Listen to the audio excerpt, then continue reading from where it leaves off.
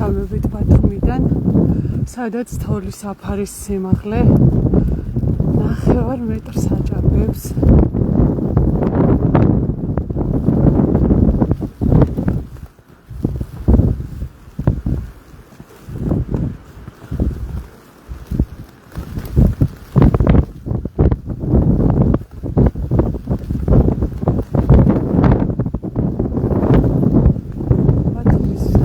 ბათუმის ბულვარია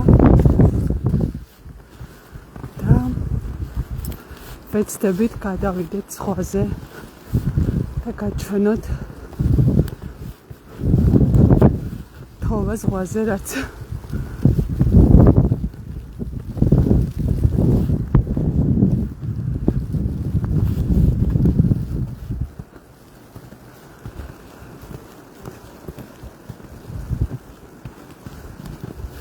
ეს არის გზა ბათუმის ბულვარში ზღვისკენ.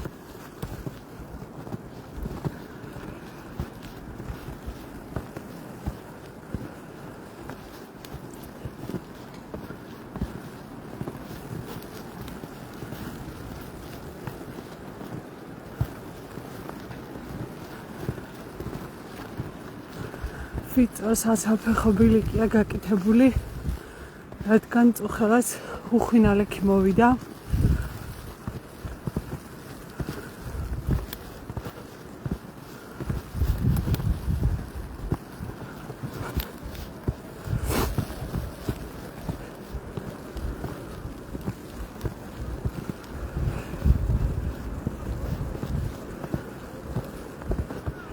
გონი ცოტა ადრე მომივიდა პირდაპირ ეთერში გასვლა, რადგან საკმაოდ შორია ზღვამდე და საკმაოდ დიდი დრო ჭირდება მცირე მანძილის გავლას, რადგან ხედავთ როგორი ბილიკით არის იქამდე მისვლა შესაძლებელი.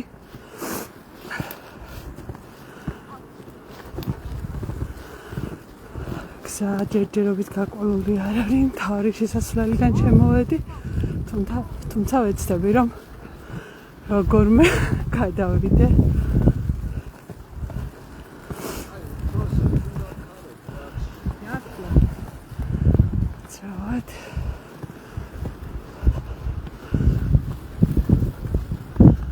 ცრავად, გამარჯობათ.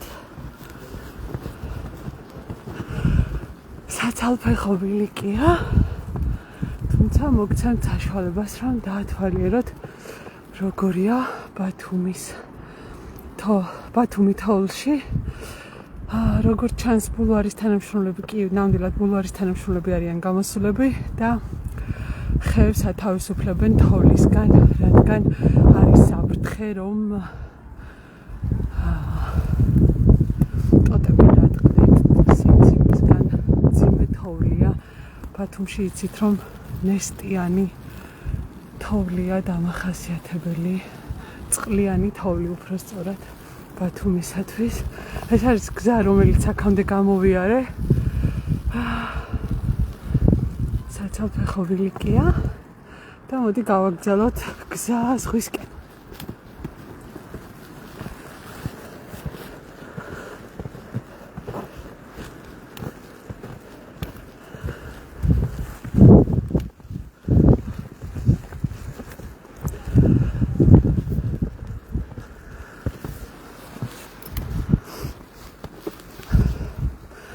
ამ წუთებში, როცა ბათუმში თოვს და მთელ საქართველოში უამინდობაა, ვინც ახალ ამბებს ადევნებდით თვალს, გეცოდინებათ, რომ ცნობილ საფეხბურთო კომენტატორთან, სანდრო ცნობილაძესთან შევიდა სპეციალური საგამოძიებო სამსახური სახლში და ჩხრეკას ატარებდნენ. შეგიძლიათ ადევნოთ თვალი ბათუმელებისა და ნეტგაზეთის ვებგვერდზე ინფორმაციის განახლებას, ასევე ქონდა რამდენიმე მცირე ვიდეო. სანდრო ცნობილაძის სახლთან იყო ნეტგაზეთის რეპორტიორი და მოგვეწოდა იქიდან ინფორმაცია. ეს არის 39 დღე, რაც თემურ ქათამაძე ბათუმის მეტროში შიმშილობს. შინაგან საქმეთა სამინისტროს საიმიგრაციო დეპარტამენტში და ბოლო ინფორმაცია რაც გვაქვს ის არ აპირებს შიმშილობის შეწყვეტას და მზია ამაღლებელი არის უკანონო პატიმარი არაერთი გზის გვითქვამს ეს უკანონოდ არის დაპატიმრებული და ელოდება სასამართლო პროცესს რომელიც 4 მარტს უნდა გაიმართოს მან შიმშილა 18 დღის შეწყვეტა შიმშილობა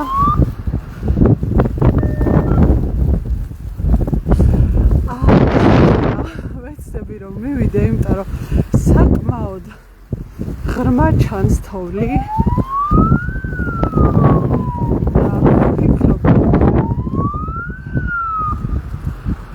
გადასვლა გამიჭირდება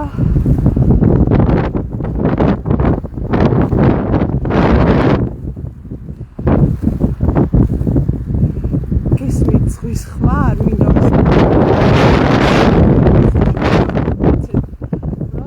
აგიხსნით რომ ცოტა რთულად მისასვლელია ზღვამდე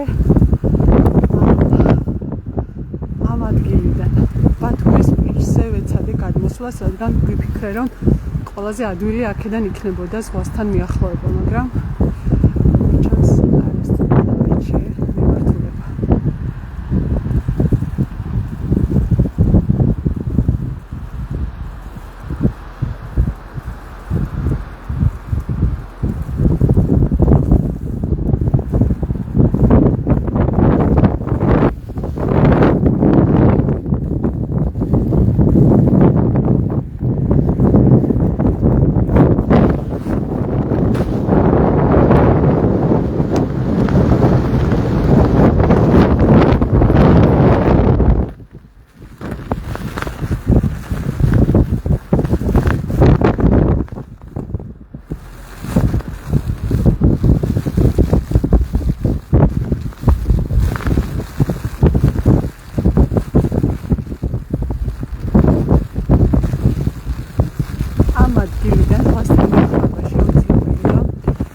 წავიდე ალიდან ინეს მიმართულებით იქ შედარებით ვფიქრობ იქნება კაცისა და უფრო ადვილია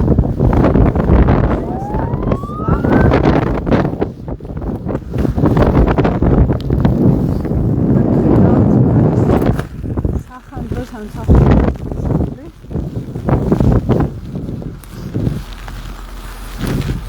სამაშველო უფრო სწორად და გზა პრაქტიკულად არ არის ან ცადოთ გასვლა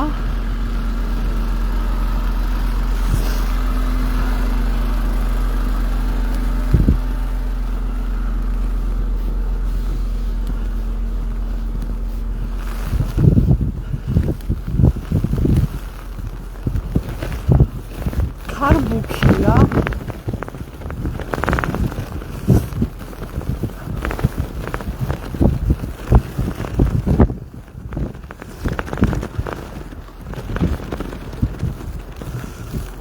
დღეს არის 24 თებერვალი 3 წელი გავიდა რაც რუსეთი თავს დაესხა უკრაინას და ომი დაიწყო 3 წელია უკრაინა იბრძვის საკუთარი თავისუფლებისთვის იბრძვის საკუთარი ქვეყნის დასაცავად და იბრძვის თუ შეიძლება ითქვას ევროპის უსაფრთხოებისთვისაც დღეს უკრაინაში კიევში ევროპული ქვეყნებიდან მაღალი თანამდებობის პირები ჩადიან იკრიბებიან სადაც როგორც ჩემთვის არის ცნობილი და რა ინფორმაციაც უბრალოდ გავრცელდა გაკეთდება მხარდამჭერი განცხადებები უკრაინის სადმი ასევე გითხარით დილის ამბავი რა იყო სანდრა ცნობილაძესთან ცნობილ საფეხბურთო კომენტატორთან შევიდნენ დღეს დილით სახლში და ატარებდნენ ჭხრეკას მცირე კომენტარი რისი გაკეთებაც სანდრა ცნობილაძემ მოასწრო ჟურნალისტებთან იყო ის რომ მან თქვა რომ სავარაუდოდ მასთან მისი პროევროპულ აქციებში მონაწილეობის გამო შევიდნენ და ამიტომ ატარებდნენ ჩხრეკას. თუმცა დაზუსტებით ჯერჯერობით არაფერია ცნობილი და სავარაუდოდ გაკეთდება მოგვიანებით განცხადებები. თემურ ქათამაძე 39 დღეა რაც შიმშილობს შინაგან საქმეთა სამინისტროს მიგრაციის დეპარტამენტში. თემურ ქათამაძე იგივე გაფარ ილმაზი არის თურქეთის მოქალაქე. ის არის მუჰაჯირი ქართველი და ის ცხოვრობდა საქართველოში. ის იქცა ბათუმის პროევროპული აქციების სიმბოლოდ. იყო ბათუმი მედროშე.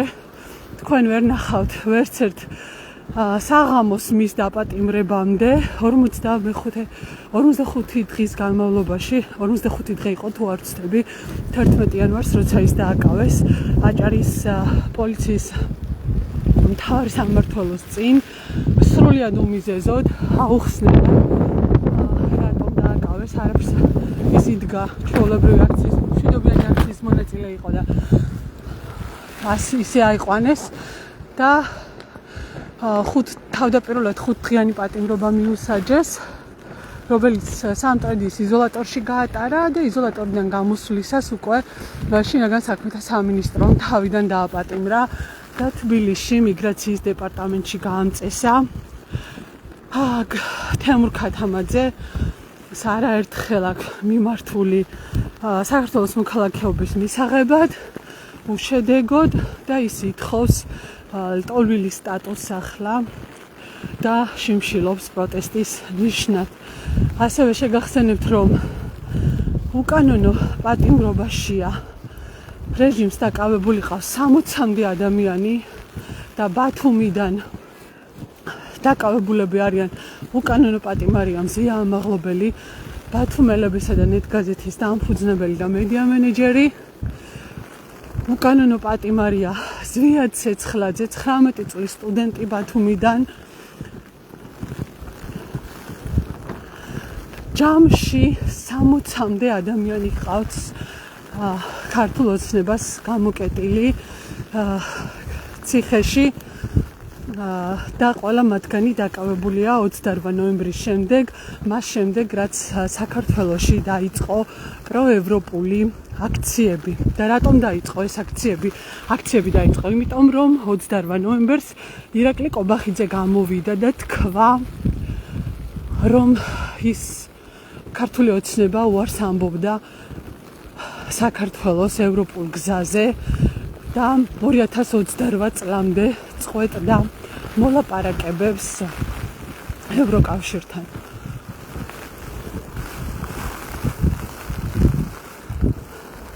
აქ გვიწერენ ზღვაც გვანახეთ თოვლიანი, ვეცდები როგორ მე ზღვამდე მივიდე, ეხლა მაგას ვცდილობ ზუსტად.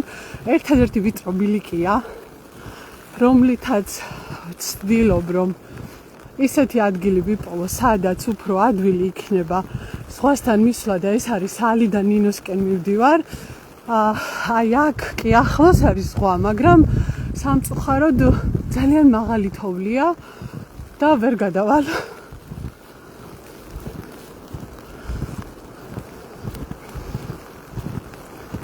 მისასვლელი გზა არ არის გაწმენდილი. ახლა ზღვაზე თავი ქალაქის ქუჩები გაიწმინდოს. ზღვაზე გასასვლელის გაწმენდას ალბათ დიდი დრო დაჭირდება. ბათუმში დიდ თოვლობა დღეს ყველაზე მცირე ოდენობის მანქანები მოძრაობდა, თუ შეიძლება ითქვას, რადგან თუ მაღალი გამოვლობის არ არის მანქანა, ძალიან ჭირს გადაადგილება და უფრო სწორად არც არის რეკომენდირებული გარეთ გამოსვლა, რადგან მთავარი ქუჩებიც კი, რომელიც გუშინ გაიწმინდა, რამდენიმე მთავარი ქუჩა გაწმინდა ბათუმის მერიამ, ამ ქუჩებზეც თავიდან მოვიდა თოვლი და შეუძლებელია შესაბამისი ასე ვთქვათ, საბურავები თუ არა აქვს მან ავტომობილს ეგეთი ავტომობილით გადაადგილება.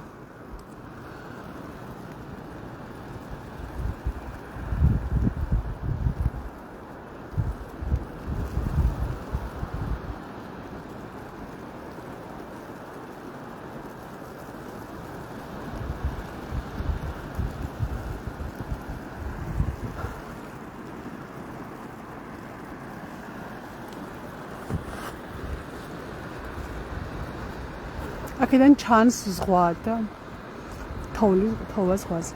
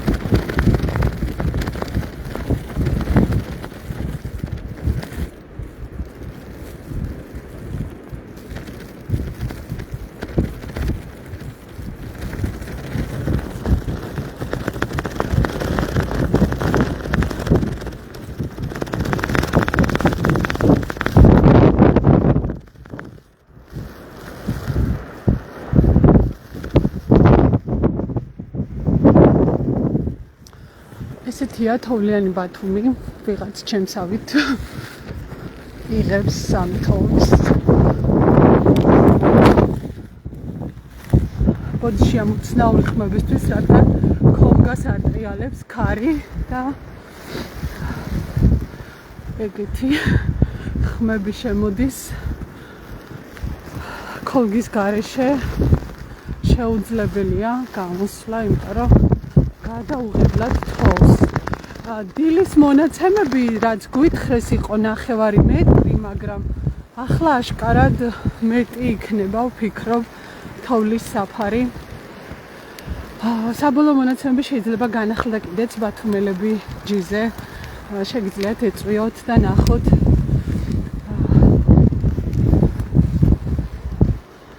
მე სამწუხაროდ ამ წუთას არ მაქვს საშუალება გადავამოწმო.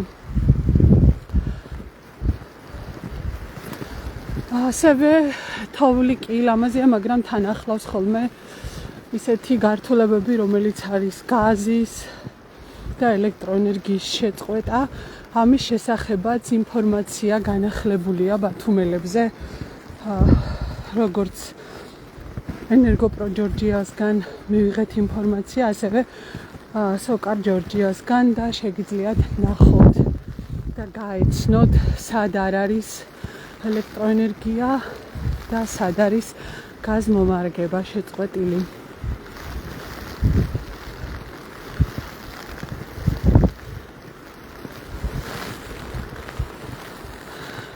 უდავოდ ძალიან ლამაზია, თუმცა უდავოდ ძალიან ბევრ პრობლემებს მოიტანს ეს თოვლი, ისე ჩანს.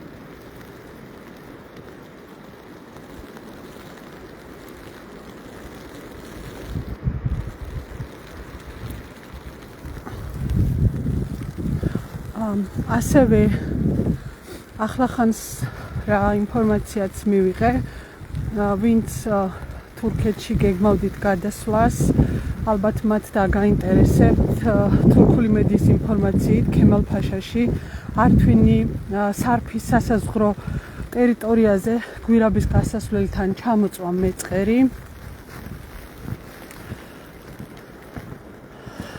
მოძრაობა შეზღუდულია, რადგან გვირაბი დიდი ლოდებით არის ჩახერგილი.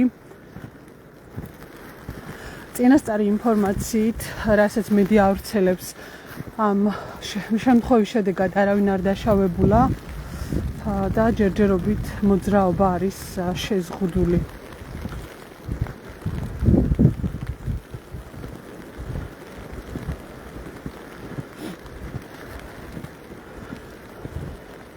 ასევე როგორც ვნახე, სანდრო ცნობილაძის სახლის ჭხრეკა უკვე დასრულებულია და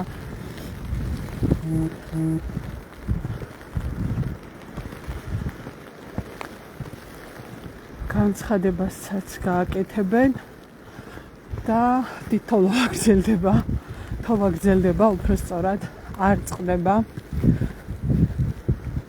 ხედავთ თქვენ როგორი სიტუაცია.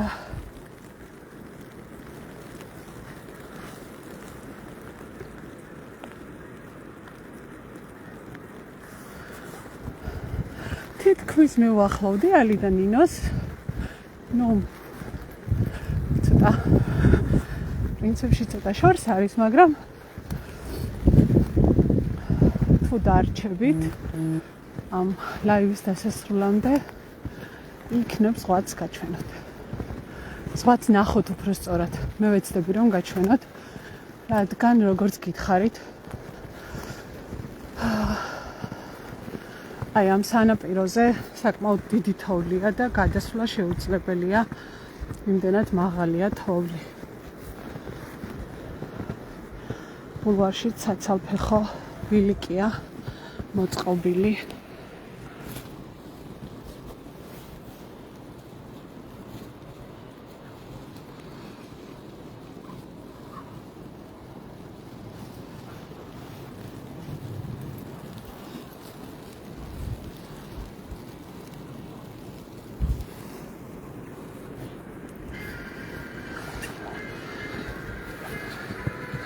თოვლი მართლა ძალიან ლამაზია, თუმცა ამ თოვლს თანახლავს მთელი რიგი პრობლემები.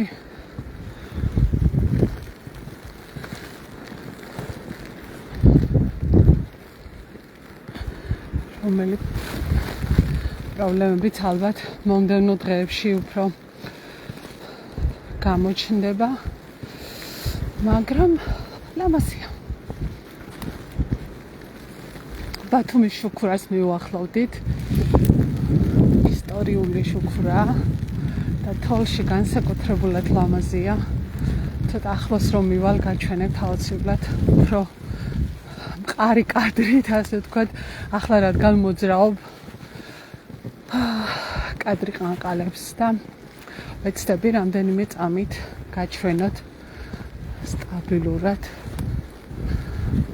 ბათუმის ისტორიული შუქურა თოვლში.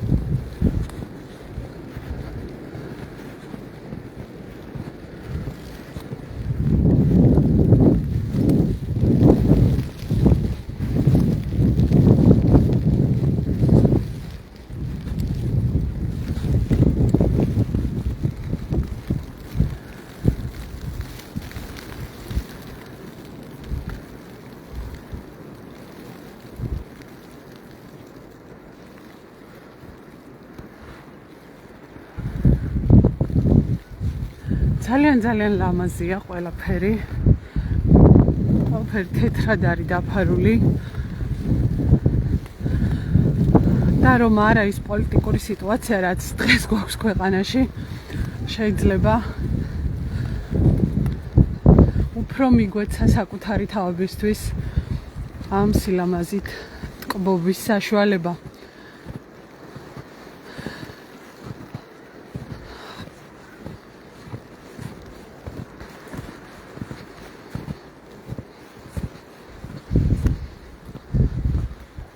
მადლობა.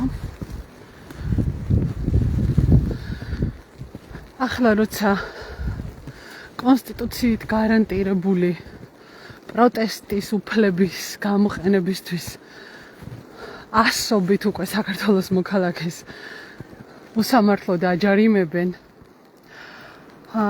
როცა 60-ზე მეტი ადამიანი, 60-მდე უფრო სწორად, უფრო ზუსტები რომ ვიყოთ, სისხლის სამართლის წესით არის ქართულ ციხეში გამომწყდეული, ხოლო ქვეყნის ევროპული მომავალი პრაქტიკულად დაპაუზებულია.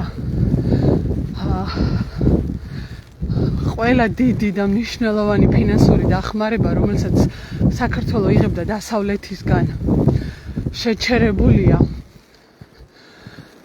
მათ შორის შეჩერებულია ბათუმის მაგალითზე რომ ვთქვათ, გერმანული ფონდი აფინანსებდა ბათუმში წყლისა და კანალიზაციის სისტემის მოგვარებას და ეს პროექტიც გაჩერდა. არავინ იცის, როდის აღდგება და გაგრძელდება თუ არა. ყოველ შემთხვევაში, სანამ ქართული ოცნება ანტიდასავლურ რიტორიკას აგრძელებს, ალბათ საეჭვოა რამე მოხდეს, თუმცა პროგნოზებისგან თავის შეკავებას ჯობს მაინც. ჯობს ფაქტებით ვილაპარაკოთ და ფაქტი არის ის, რომ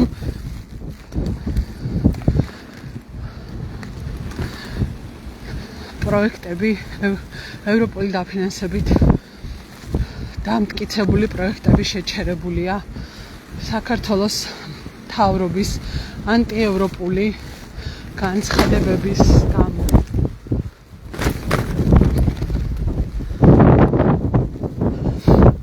საკმაოდ ძლიერი ქარია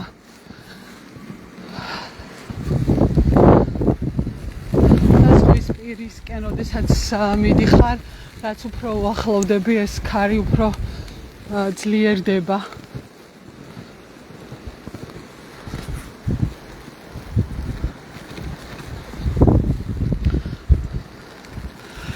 ერთ-ერთ კომენტარი წავიკითხე ელოდეთ წყალდიდობებსო. სხვათა შორის ძალიან მნიშვნელოვანია წინასწარი შეტყობინების სისტემა მუშაობდეს ქვეყანაში სტიქიური უბედურებების თავიდან ასაცილებლად და უფრო სწორად პრევენციისთვის. როდესაც მუშაობს წინასწარი შეტყობინების სისტემა, შეიძლება ამ წინასწარი შეტყობინების სისტემამ ვერ შეაჩეროს მეწყერი მაგალითად, მაგრამ გააფრთხილოს ადამიანები და მისცეს ლოგიკური დრო იმისთვის, რომ გაერიდნენ საშიშ ტერიტორიას, საშიშ ადგილს და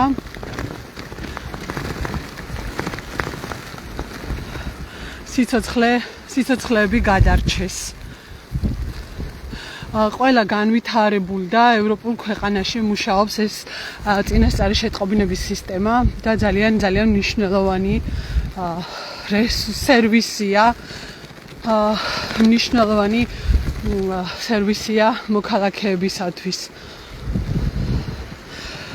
საქართველოში რამდენად გამართულად მუშაობს, მოდი ამაზე ინდივიდუალურად შეგიძლიათ მოიძიოთ და გუგლოთ თუნდაც როგორ მუშაობს საქართველოში წინასწარი შეტყობინების სისტემა და რა შემთხვევები გქონდა და სად რა მოხდა და როგორი იყო მერე სახელმწიფოს რეაგირება, სახელმწიფოს ვალდებულებაა ამ სისტემის გამართულად მუშაობა და სახელმწიფოს ვალდებულებაა რომ ეს სისტემა დანერგოს.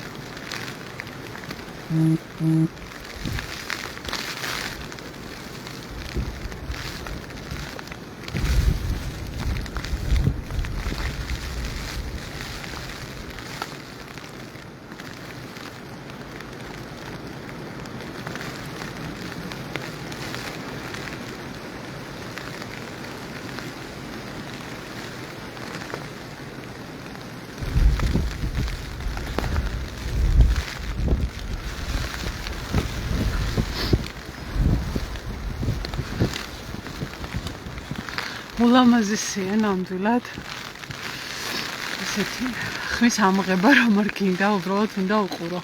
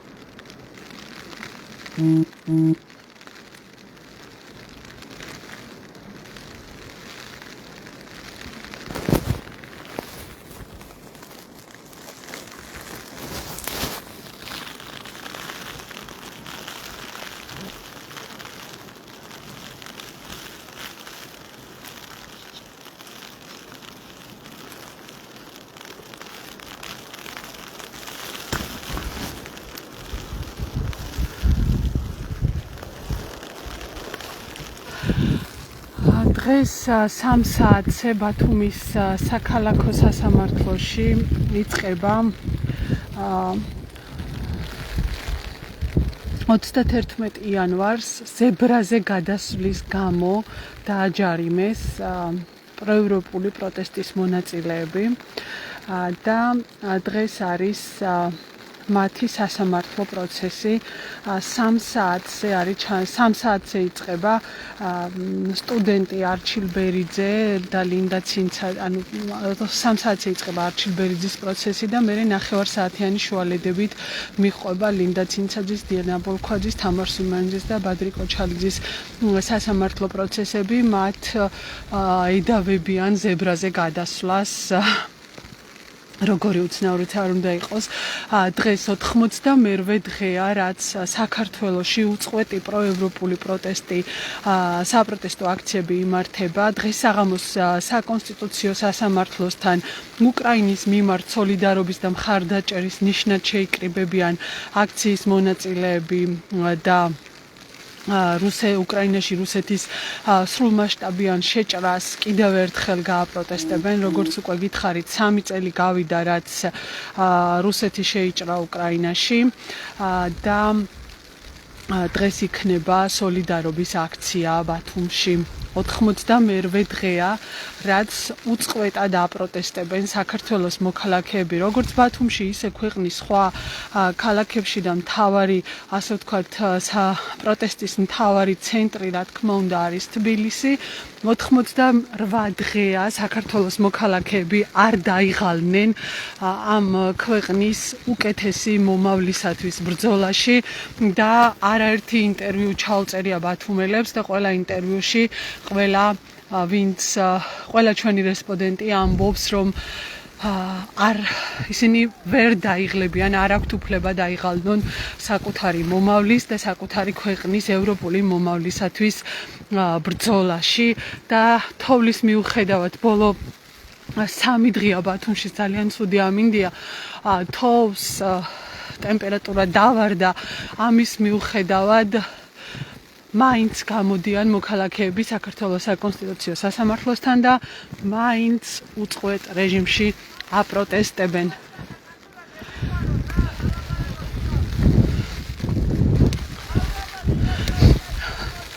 ალბათ ყველას გახსოვთ, მაგრამ კიდევ ერთხელ შეგახსენებთ, რომ 28 ნოემბერს დააანონსა ირაკლი ყობახიძემ საქართველოს ევროპული გზის ჩაკეტვა და თქვა, რომ 2028 წლამდე აღარ აპირებდა ქართული ოცნება ევროკავშირთან მოლაპარაკებების პროცესის გაგრძელებას.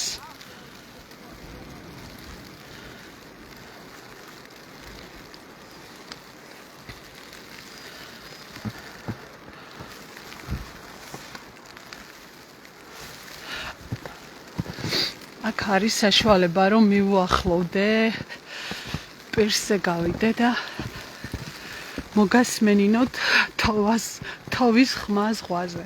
არ ვიცი რამდენად სწორად ვაკეთებ ფორმულირებას, მაგრამ ხო ეს ხმა ზღვა, ზღვის და თოვის ხმა ერთმანეთში შერეული. აი გავჩუმდები და მოგცემთ საშუალებას რომ მოусმინოთ.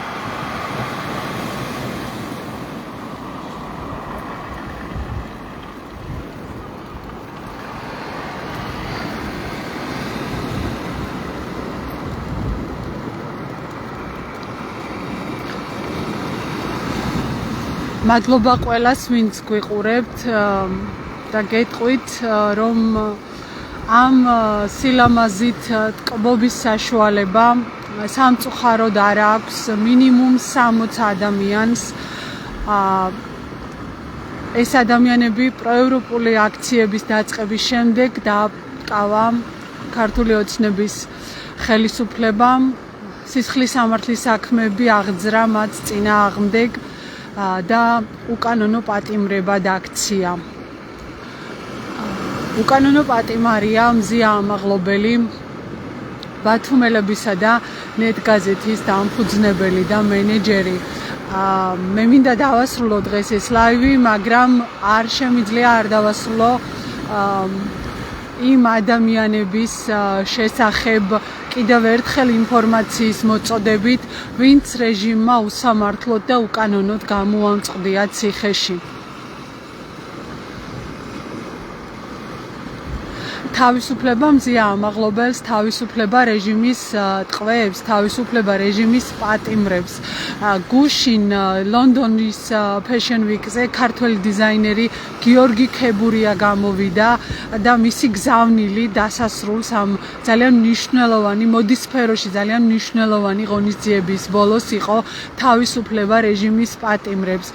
საქართველოს ყველა მოქალაქე, სადაც არის, როგორც არის, რა ფორმითაც მათ შეუძლიათ იბრძვის დამოუკიდებელი თავისუფალი ქვეყნისათვის, სადაც ადამიანის უფლებები იქნება მნიშვნელოვანი, იქნება დაცული, სადაც უსამართლოდ არ დააპატიმრებენ ადამიანებს, სადაც ღამე არ შეუცვივდებიან სახლებში და გაურკვეველი ბრალით არ წაიყვანენ საპატიმროებში, სადაც ადამიანის ცხოვრება ისედაც ხანმოკლეა და არ შეიძლება მათი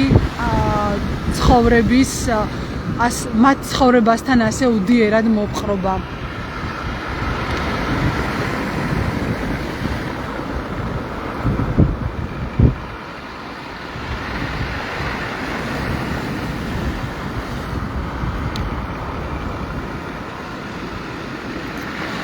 თავისუფლება რეჟიმის ტყვეებს, ყველა იმ ადამიანს, ვინც უსამართლოდ გამოამწყდია ციხეში ქართულმა ოცნებამ.